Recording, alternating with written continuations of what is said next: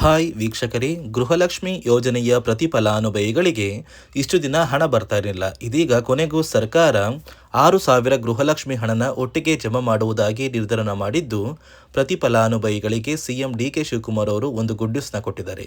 ಹೌದು ವೀಕ್ಷಕರೇ, ಈಗಾಗಲೇ ಫಲಾನುಭವಿಗಳಿಗೆ ಹಣ ಜಮಾ ಆಗೋದಕ್ಕೆ ಶುರುವಾಗಿದ್ದು, ಸುಮಾರು 4ರಿಂದ 5 ಲಕ್ಷಕ್ಕಿಂತ ಅಧಿಕ ಮಹಿಳೆಯರಿಗೆ ಇನ್ನು ಮುಂದೆ ಗೃಹಲಕ್ಷ್ಮಿ ಹಣ ಕ್ಯಾನ್ಸಲ್ ಆಗುವುದಾಗಿ ಸರ್ಕಾರ ಆದೇಶ ಕೊಟ್ಟಿದೆ.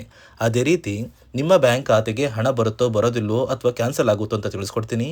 ಮತ್ತು ಸರ್ಕಾರದಿಂದ ಈ 6,000 ಹಣ ಬರ್ತಾ ಇದ್ದು ನಿಮ್ಮ ಬ್ಯಾಂಕ್ ಖಾತೆಗೂ ಕೂಡ ನಾಳೆ ಸೋಮವಾರ ಜುಲೈ 6ರಂದು ಕರ್ನಾಟಕದ 29 ಜಿಲ್ಲೆಗಳಿಗೆ ಮಧ್ಯಾಹ್ನ 12 ಗಂಟೆ ಅಥವಾ 1 ಗಂಟೆಯ ನಂತರ ಈ 6,000 ಹಣನ ಸರ್ಕಾರ ಜಮಾ ಮಾಡ್ತಾ ಇದೆ.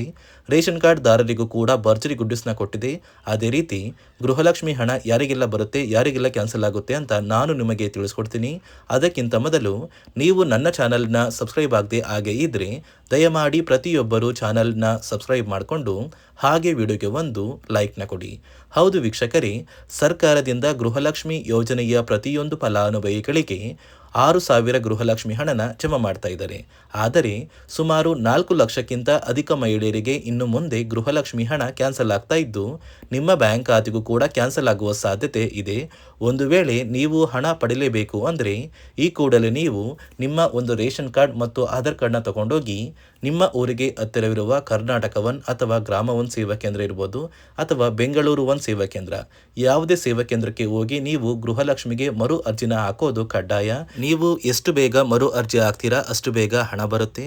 ಅದೇ ರೀತಿ ಸರ್ಕಾರದಿಂದ ಈಗಾಗಲೇ 6,000 ಹಣ ಬರ್ತಾ ಇದ್ದು, ಕಳೆದ ಜೂನ್ ತಿಂಗಳ 32ನೇ ಕಂತು, ಮೇ ತಿಂಗಳ ಹಣ ಪೆಂಡಿಂಗ್ ಇದ್ದರೆ ಮೇ ತಿಂಗಳ 31ನೇ ಕಂತು, ಅದೇ ರೀತಿ ಏಪ್ರಿಲ್ ಕಂತಿನ ಹಣ ಯಾರಿಗೆಲ್ಲ ಬಂದಿಲ್ಲ ಅಂತಹ ಫಲಾನುಭವಿಗಳಿಗೂ ಕೂಡ ಏಪ್ರಿಲ್ ತಿಂಗಳ 30ನೇ ಕಂತಿನ ಹಣ ಬರ್ತಾ ಇದ್ದು, 6,000 ಹಣನ ಸರ್ಕಾರ ನಾಳೆ ಸೋಮವಾರ ಜುಲೈ 6ರಂದು ಕರ್ನಾಟಕದ 29 ಜಿಲ್ಲೆಗಳನ್ನು 4 ವಿಭಾಗ ಮಾಡಿ ಪ್ರತಿ ಫಲಾನುಭವಿಗಳಿಗೆ ಹಣ ಜಮಾ ಮಾಡ್ತಾ ಇದ್ದು, ಮೊದಲ ವಿಭಾಗದಲ್ಲಿ ಯಾವ ಜಿಲ್ಲೆಗಳಿಗೆ ಹಣ ಬರ್ತಾ ಇದೆ ಅಂದರೆ ಬೆಳಗಾವಿ ವಿಭಾಗಕ್ಕೆ ಹಣ ಬರ್ತಾ ಇದ್ದು, ಬಾಗಲಕೋಟೆ, ಬೆಳಗಾವಿ, ವಿಜಯಪುರ, ಧಾರವಾಡ, ಗದಗ, ಹಾವೇರಿ, ಉತ್ತರ ಕನ್ನಡ.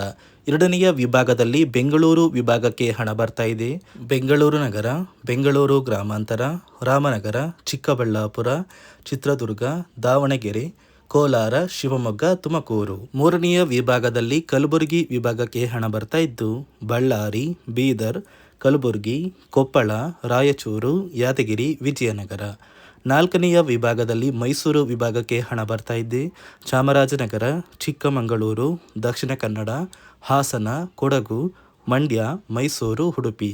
ಹೀಗೆ ಸರ್ಕಾರ ಪ್ರತಿ ಫಲಾನುಭವಿಗಳಿಗೆ 3 ತಿಂಗಳ 6,000 ಗೃಹಲಕ್ಷ್ಮಿ ಹಣನ ಜಮಾ ಮಾಡ್ತಾ ಇದೆ. ಆದರೆ ಸಾಕಷ್ಟು ಫಲಾನುಭವಿಗಳಿಗೆ ಇನ್ನು ಮುಂದೆ ಗೃಹಲಕ್ಷ್ಮಿ ಹಣ ಕ್ಯಾನ್ಸಲ್ ಆಗ್ತಾ ಇದೆ. ಯಾಕಂದರೆ ನಿಮ್ಮ ಬ್ಯಾಂಕ್ ಖಾತೆಗೆ ಗೃಹಲಕ್ಷ್ಮಿ ಯೋಜನೆಯ 3 ತಿಂಗಳ 6,000 ಹಣ ಜಮಾ ಆಗಬೇಕು ಅಂದರೆ ನೀವು ಆದಷ್ಟು ಬೇಗ ಗೃಹಲಕ್ಷ್ಮಿಗೆ ಮರು ಅರ್ಜಿನ ಹಾಕೋದು ಕಡ್ಡಾಯ. ಯಾವ ಕಾರಣಕ್ಕೆ ನೀವು ಮರು ಅರ್ಜಿ ಹಾಕಬೇಕು ಅಂತ ಕೂಡ ತಿಳಿಸ್ಕೊಡ್ತಾ ಇದ್ದೀನಿ. ನೋಡಿ ವೀಕ್ಷಕರೇ, ಸುಮಾರು 2ರಿಂದ 3 ಲಕ್ಷಕ್ಕಿಂತ ಅಧಿಕ ಮಹಿಳೆಯರಿಗೆ ಗೃಹಲಕ್ಷ್ಮಿ ಹಣನ ಸರ್ಕಾರ ಕ್ಯಾನ್ಸಲ್ ಮಾಡಿದೆ. ಯಾಕಂದರೆ ಈ 3 ಲಕ್ಷಕ್ಕಿಂತ ಅಧಿಕ ಫಲಾನುಭವಿಗಳ ಬ್ಯಾಂಕ್ ಖಾತೆಗೆ ಪ್ರತಿ ತಿಂಗಳು ಗೃಹಲಕ್ಷ್ಮಿ ಹಣ ಜಮಾ ಆಗ್ತಾ ಇತ್ತು. ಸುಮಾರು ಸಾಕಷ್ಟು ಫಲಾನುಭವಿಗಳು ಮರಣ ಹೊಂದಿದ್ದಾರೆ. ಆ ಮರಣ ಹೊಂದಿರುವ ಫಲಾನುಭವಿಗಳ ಒಂದು ಸಂಖ್ಯೆ 2 ಲಕ್ಷಕ್ಕಿಂತ ಜಾಸ್ತಿ ಇದೆ. ಇದೇ ಕಾರಣಕ್ಕೆ ಪ್ರತಿ ಫಲಾನುಭವಿಗಳು ಗೃಹಲಕ್ಷ್ಮಿಗೆ ಮರು ಅರ್ಜಿನ ಹಾಕಿ ನಿಮ್ಮ ಬ್ಯಾಂಕ್ ಖಾತೆಗೆ ನೀವು ಹಣ ಪಡಿಬೇಕು. ಇಲ್ಲಿ ಮರು ಅರ್ಜಿ ಹಾಕುವ ಮೂಲಕ ಸರ್ಕಾರಕ್ಕೆ ನೀವು ಇನ್ನೂ ಕೂಡ ಗೃಹಲಕ್ಷ್ಮಿ ಹಣನ ಪಡಿತಾ ಇದ್ದೀರಿ ಅಂತ ತಿಳಿದು ಬರುತ್ತೆ. ಮತ್ತು ಯಾರೆಲ್ಲ ಫಲಾನುಭವಿಗಳು ಮರು ಅರ್ಜಿನ ಹಾಕೋಲ್ಲ ಅಂತಹ ಫಲಾನುಭವಿಗಳ ಒಂದು ಹೆಸರನ್ನ ಗೃಹಲಕ್ಷ್ಮಿ ಯೋಜನೆಯ ಅರ್ಹರ ಪಟ್ಟಿಯಿಂದ ಸರ್ಕಾರ ಕ್ಯಾನ್ಸಲ್ ಮಾಡುತ್ತೆ. ಸರ್ಕಾರಕ್ಕೆ 2 ಲಕ್ಷಕ್ಕಿಂತ ಅಧಿಕ ಮಹಿಳೆಯರು ಮರಣ ಹೊಂದಿರೋದು ತಿಳಿದು ಬಂದಿದೆ. ಇದೇ ಕಾರಣಕ್ಕೆ ಈ ಜುಲೈ ತಿಂಗಳಲ್ಲಿ ಸರ್ಕಾರದಿಂದ ನೇಮಕಗೊಂಡಿರುವ ಕೆಲವು ಅಧಿಕಾರಿಗಳು ನಿಮ್ಮ ಮನೆ ಬಾಗಿಲಿಗೆ ಬಂದು ಪ್ರತಿ ಫಲಾನುಭವಿಗಳ ಒಂದು ದಾಖಲಾತಿಗಳನ್ನ ಮರುಪರಿಶೀಲನೆ ಮಾಡಿ ಮತ್ತೆ ಅರ್ಜಿನ ಹಾಕ್ಸ್ಕೊಂಡು ಹೋಗ್ತಾರೆ. ನಂತರ ನಿಮ್ಮ ಬ್ಯಾಂಕ್ ಖಾತೆಗೆ 3 ತಿಂಗಳ 6,000 ಹಣ ಬರುತ್ತೆ.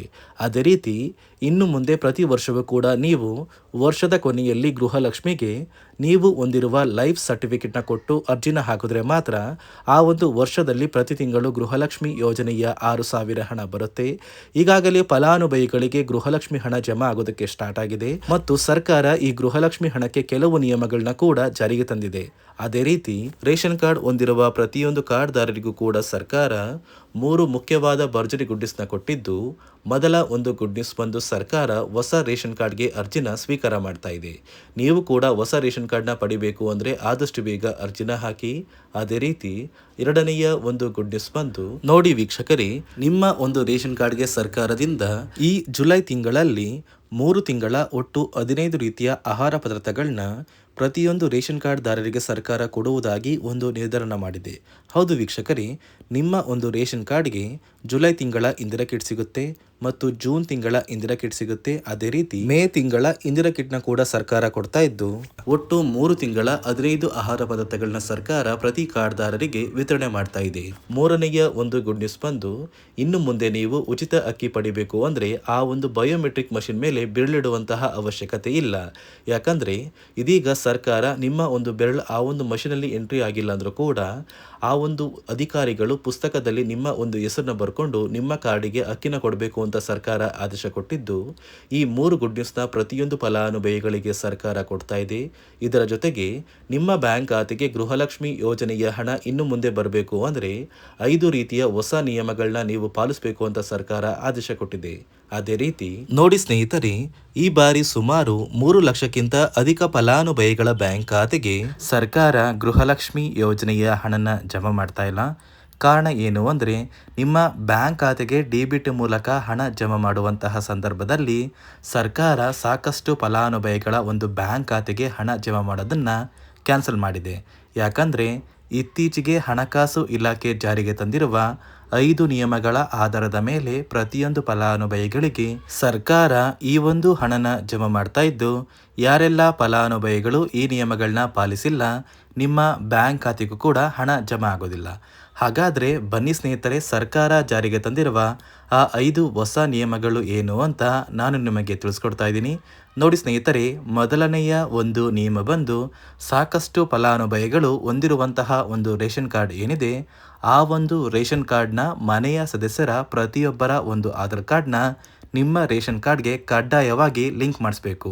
ಅಂದರೆ ಈ ಒಂದು ಲಿಂಕ್ ಮಾಡಿಸುವಂತಹ ಒಂದು ಪ್ರೊಸೀಜರ್ಗೆ ಸರ್ಕಾರ KYC ಅಂತ ಕರೀತಾರೆ. ನಿಮ್ಮ ರೇಷನ್ ಕಾರ್ಡ್ಗೆ ಇನ್ನೂ ಸಹ KYC ಆಗಿಲ್ಲ ಅಂದರೆ ನಿಮ್ಮ ಬ್ಯಾಂಕ್ ಖಾತೆಗೆ ಸರ್ಕಾರ ಮುಂದಿನ ದಿನಗಳಲ್ಲಿ ಗೃಹಲಕ್ಷ್ಮಿ ಯೋಜನೆಯ ಹಣನ ಕ್ಯಾನ್ಸಲ್ ಮಾಡುತ್ತೆ. ಅದೇ ರೀತಿ ಎರಡನೆಯ ಒಂದು ನಿಯಮ ಬಂದು, ಸಾಕಷ್ಟು ಫಲಾನುಭವಿಗಳು ಕಳೆದ 3 ತಿಂಗಳಿಂದ ಸರ್ಕಾರದಿಂದ ಬರ್ತಾ ಇರುವಂತಹ ಒಂದು ರೇಷನ್ ಏನಿದೆ, ಅಂದರೆ ಉಚಿತ ಅಕ್ಕಿ ಏನಿದೆ, ಈ ಒಂದು ರೇಷನ್ನ ಪಡ್ಕೋತಾ ಇಲ್ಲ. ಒಂದು ವೇಳೆ ಕಳೆದ 3 ತಿಂಗಳಿಂದ ನೀವು ರೇಷನ್ನ ಪಡ್ಕೊಂಡಿಲ್ಲ ಅಂದರೆ ಸರ್ಕಾರ ನಿಮ್ಮ ಬಳಿ ಇರುವಂತಹ ಒಂದು ರೇಷನ್ ಕಾರ್ಡ್ನ ಕ್ಯಾನ್ಸಲ್ ಮಾಡುತ್ತೆ. ನಿಮ್ಮ ರೇಷನ್ ಕಾರ್ಡ್ನ ಸರ್ಕಾರ ಕ್ಯಾನ್ಸಲ್ ಮಾಡಿದರೆ ನಿಮ್ಮ ಬ್ಯಾಂಕ್ ಖಾತೆಗೆ ಗೃಹಲಕ್ಷ್ಮಿ ಯೋಜನೆಯ ಹಣ ಇರ್ಬೋದು ಮತ್ತು ಸರ್ಕಾರದಿಂದ ಬರುವಂತಹ ಒಂದು ಸೌಲಭ್ಯಗಳನ್ನ ನೀವು ಕಳ್ಕೋಬೇಕಾಗುತ್ತೆ. ಅದೇ ರೀತಿ ಮೂರನೆಯ ಒಂದು ನಿಯಮ ಬಂದು, ನೋಡಿ ಸ್ನೇಹಿತರೆ, ನಿಮ್ಮ ಬಳಿ ಇರುವಂತಹ ಒಂದು ಆಧಾರ್ ಕಾರ್ಡ್ ಏನಿದೆ, ಆ ಒಂದು ಆಧಾರ್ ಕಾರ್ಡ್ನ ಕಳೆದ 15 ವರ್ಷಗಳಲ್ಲಿ ನೀವು ಯಾವುದೇ ರೀತಿಯ ಒಂದು ತಿದ್ದುಪಡಿನ ಮಾಡಿಸಿಲ್ಲ ಅಂದರೆ ನಿಮ್ಮ ಬ್ಯಾಂಕ್ ಖಾತೆಗೆ ಸರ್ಕಾರ ಗೃಹಲಕ್ಷ್ಮಿ ಯೋಜನೆಯ ಹಣನ ಕ್ಯಾನ್ಸಲ್ ಮಾಡುತ್ತೆ. ಯಾಕಂದರೆ ಸರ್ಕಾರದಿಂದ ಬಂದಿರುವಂತಹ ಒಂದು ಆದೇಶದ ಪ್ರಕಾರ ಪ್ರತಿಯೊಂದು ಫಲಾನುಭವಿಗಳು ಕಳೆದ 15 ವರ್ಷಗಳಲ್ಲಿ ಯಾವುದೇ ರೀತಿಯ ಒಂದು ತಿದ್ದುಪಡಿನ ನಿಮ್ಮ ಆಧಾರ್ ಕಾರ್ಡ್ಗೆ ನೀವು ಮಾಡಿಸಿಲ್ಲ ಅಂದರೆ ಕಡ್ಡಾಯವಾಗಿ ಆದಷ್ಟು ಬೇಗ ನಿಮ್ಮ ಆಧಾರ್ ಕಾರ್ಡ್ಗೆ ತಿದ್ದುಪಡಿನ ಮಾಡಿಸಿ. ಅದೇ ರೀತಿ ನಾಲ್ಕನೆಯ ಒಂದು ನಿಯಮ ಬಂದು, ನಿಮ್ಮ ಕುಟುಂಬದ ಒಂದು ವಾರ್ಷಿಕ ಆದಾಯ 7 ಲಕ್ಷಕ್ಕಿಂತ ಕಡಿಮೆ ಇರಬೇಕು. ಒಂದು ವೇಳೆ ನಿಮ್ಮ ಕುಟುಂಬದ ವಾರ್ಷಿಕ ಆದಾಯ 7 ಲಕ್ಷಕ್ಕಿಂತ ಜಾಸ್ತಿ ಇದ್ದರೆ ನಿಮ್ಮ ಬ್ಯಾಂಕ್ ಖಾತೆಗೆ ಸರ್ಕಾರ ಗೃಹಲಕ್ಷ್ಮಿ ಯೋಜನೆಯ ಹಣನ ಕ್ಯಾನ್ಸಲ್ ಮಾಡುತ್ತೆ. ಅದೇ ರೀತಿ 5ನೆಯ ಒಂದು ನಿಯಮ ಬಂದು, ನಿಮ್ಮ ಕುಟುಂಬದ ಸದಸ್ಯರು ಅಥವಾ ಗೃಹಲಕ್ಷ್ಮಿ ಯೋಜನೆಯ ಫಲಾನುಭವಿಗಳು ಯಾರು ಕೂಡ ಸರ್ಕಾರಿ ನೌಕರರಾಗಿ ಕಾರ್ಯನಿರ್ವಹಿಸ್ತಾ ಇರಬಾರ್ದು. ಒಂದು ವೇಳೆ ನಿಮ್ಮ ಕುಟುಂಬದಲ್ಲಿ ಯಾರೇ ಆಗಿದ್ರೂ ಸರ್ಕಾರಿ ನೌಕರರಾಗಿ ಕಾರ್ಯನಿರ್ವಹಿಸ್ತಾ ಇದ್ದರೆ ನಿಮ್ಮ ಬ್ಯಾಂಕ್ ಖಾತೆಗೆ ಗೃಹಲಕ್ಷ್ಮಿ ಯೋಜನೆಯ ಹಣ ಕ್ಯಾನ್ಸಲ್ ಆಗುತ್ತೆ. ಈ 5 ನಿಯಮಗಳ ಆಧಾರದ ಮೇಲೆ ಪ್ರತಿಯೊಂದು ಫಲಾನುಭವಿಗಳಿಗೆ ಸರ್ಕಾರ ಹಣ ಜಮಾ ಮಾಡ್ತಾ ಇದೆ. ಒಂದು ವೇಳೆ ನೀವು ಈ 5 ನಿಯಮಗಳನ್ನ ಪಾಲಿಸಿಲ್ಲ ಅಂದ್ರೆ ನೀವು ಕೂಡ ಗೃಹಲಕ್ಷ್ಮಿ ಯೋಜನೆಯ ಹಣದಿಂದ ವಂಚಿತರಾಗಬೇಕಾಗುತ್ತೆ. ನೋಡಿ ವೀಕ್ಷಕರೇ, ಸರ್ಕಾರದಿಂದ ಪ್ರತಿ ಗೃಹಲಕ್ಷ್ಮಿ ಫಲಾನುಭವಿಗಳಿಗೆ 6,000 ಗೃಹಲಕ್ಷ್ಮಿ ಹಣನ ಜಮಾ ಮಾಡ್ತಾ ಇದೆ ಮತ್ತು ರೇಷನ್ ಕಾರ್ಡ್ ದಾರರಿಗೂ ಭರ್ಜರಿ ಗುಡ್ಡಿಸ್ನ ಕೊಟ್ಟಿದ್ದು, ಆದಷ್ಟು ಬೇಗ ನೀವು ಗೃಹಲಕ್ಷ್ಮಿಗೆ ಮರು ಅರ್ಜಿನ ಹಾಕಿ ಹಣನ ಪಡ್ಕೊಳ್ಳಿ ಅಂತ ಹೇಳ್ತಾ ಇದಿಷ್ಟು ಸರ್ಕಾರದಿಂದ ಬಂದಿರುವ ಮಾಹಿತಿಯಾಗಿದೆ. ನಾನು ಕೊಟ್ಟಿರುವ ಮಾಹಿತಿ ನಿಮಗೆ ಇಷ್ಟ ಆಗಿದ್ದಲ್ಲಿ ನನ್ನ ಚಾನಲ್ನ ಸಬ್ಸ್ಕ್ರೈಬ್ ಮಾಡಿಕೊಂಡು ಹಾಗೆ ವಿಡಿಯೋಗೆ ಒಂದು ಲೈಕ್ನ ಕೊಡಿ.